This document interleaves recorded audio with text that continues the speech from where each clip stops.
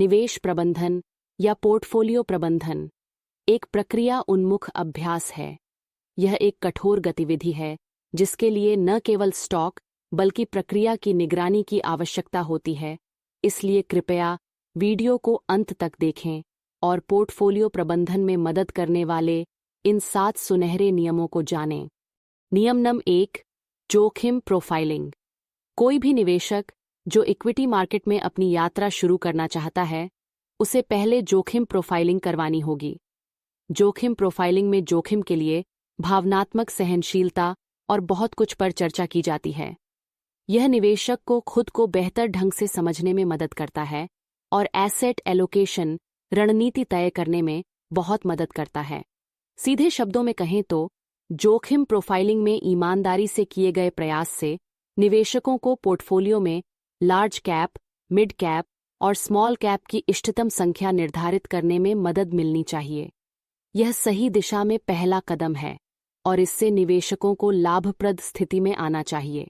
कई निवेशक वर्षों से बाजारों में शामिल हैं, हालांकि उन्होंने अपनी जोखिम प्रोफाइलिंग नहीं की है और इसलिए वे अस्थिर बाजारों में अक्सर चूक जाते हैं।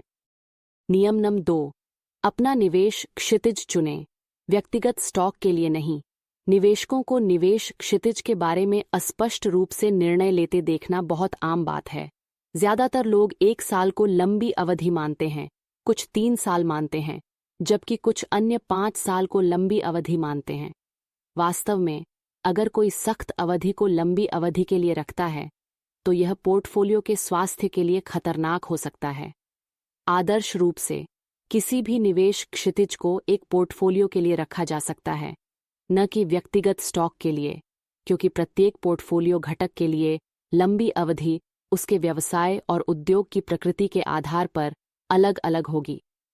पोर्टफोलियो के लिए अवधि 3 साल या 5 साल हो सकती है।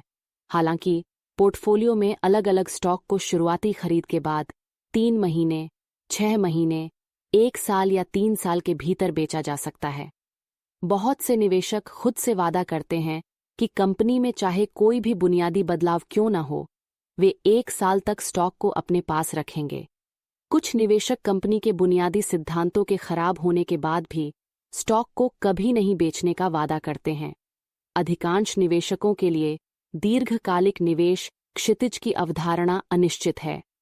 आदर्श रूप से पोर्टफोलियो की अवधि ही महत्वपूर्ण होनी चाहिए तथा व्यक्तिगत स्क्रिप की होल्डिंग अवधि व्यक्तिगत स्क्रिप की संभावनाओं के आधार पर लचीली हो सकती है। नियम नंबर 3, यह सबसे महत्वपूर्ण है कि निवेशक समझें कि वे क्या खरीद रहे हैं, क्योंकि ऐसी समझ के बिना निवेशक को कुछ गंभीर वित्तीय नुकसानों का सामना करना पड़ सकता है। निवेश के लिए हर निवेशक का दृष्टिकोण सामान्य ज्ञान द्वारा निर्देशित होना चाहिए। जब तक कोई निवेशक यह नहीं समझ लेता कि कंपनी को क्या करना है, तब तक निवेशक इसका मूल्यांकन नहीं कर पाएगा। अगर कोई निवेशक कंपनी के मूल्य को नहीं जानता है, तो वह कभी नहीं जान पाएगा कि शेयर की कीमत के मामले में ऐसी कंपनी के लिए कितना भुगतान करना है। किसी भी निवेशक के लिए शुरुआती बिंदु हमेशा वार्षिक रिपोर्ट होनी चाहिए। वार्षिक रिपोर्ट निवेशकों को न केवल कंपनी के बारे में बुनियादी जानकारी देती है, बल्कि इसके आपूर्तिकर्ताओं और ग्राहकों, प्रतिस्पर्धी लाभ के स्रोत और सबसे महत्वपूर्ण बात यह है कि कंपनी कैसे पैसा कमा रही है, इसके बारे में भी जानकारी देती है। अगर कोई निवेशक विनिर्माण कंपनी है, तो समग्र विनिर्माण प्रक्रिया को समझने और इसकी उद्योग स्थिति को समझने का प्रयास करता है, तो यह बहुत मददगार होगा। एक निवेशक सरल व्यवसायों पर ध्यान केंद्रित कर सकता है, क्योंकि इन्हें समझना आसान है और इसलिए इनका मूल्यांकन करना आसान है। वे कंपनियां जो एकाधिकार या अन्य तरीकों से आर्थिक खाई रखती हैं और फिर भी समझने में सरल व्यवसाय हैं, उन्हें किसी भी निवेशक के रडार पर होना चाहिए, क्योंकि ऐसे व्यवसाय स्थिर और अनुमानित आय दिखाते हैं।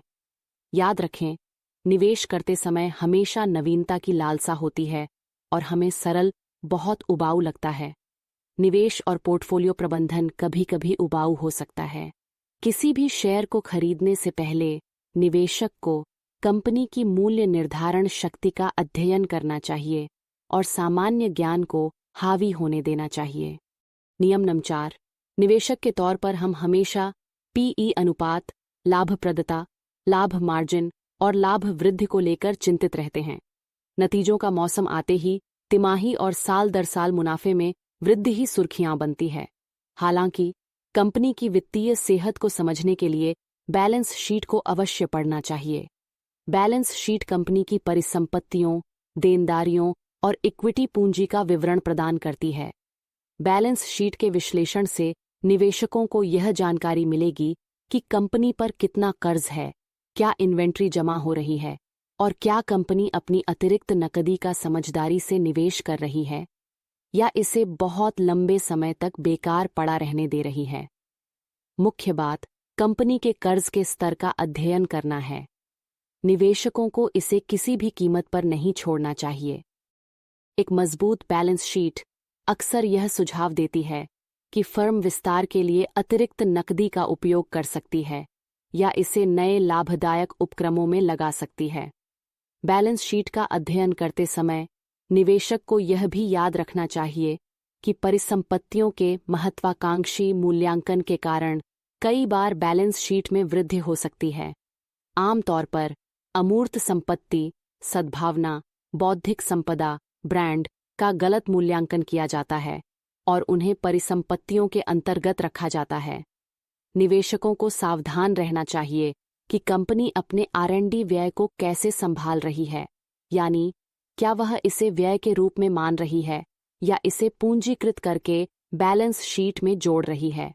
हाइब्रिड इंस्ट्रूमेंट के माध्यम से कॉरपोरेट द्वारा जुटाए गए धन पर विशेष ध्यान देने की आवश्यकता है। निवेशकों को किसी भी ऐसे आरंड पर भी ध्यान देना होगा जो कंपनी की बैलेंस शीट में पूरी तरह से परिलक्षित नहीं होता है। बैलेंस शीट किसी भी कंपनी के लिए रीढ़ की हड्डी की तरह काम करती है और कंपनी के वास्तविक चरित्र को समझने के लिए इसका विस्तार से अध्ययन किया जाना चाहिए। नियम 5, अधिकांश निवेशक पोर्टफोलियो विविधीकरण के महत्व को समझते हैं, लेकिन पोर्टफोलियो विविधीकरण का उनका कार्यान्वयन कभी-कभी गलत होता है। यहाँ 2 अवलोकन हैं, अर्थात 1, निवेशक आवश्यकता से अधिक शेयर डालते हैं जिससे रिटर्न कम हो जाता है और पोर्टफोलियो अप्रबंधनीय हो जाता है। 2, निवेशक उन शेयरों को पोर्टफोलियो में जोड़ते हैं जो अत्यधिक सहसंबद्ध होते हैं। केवल अधिक संख्या में शेयर होना विविधीकरण नहीं है।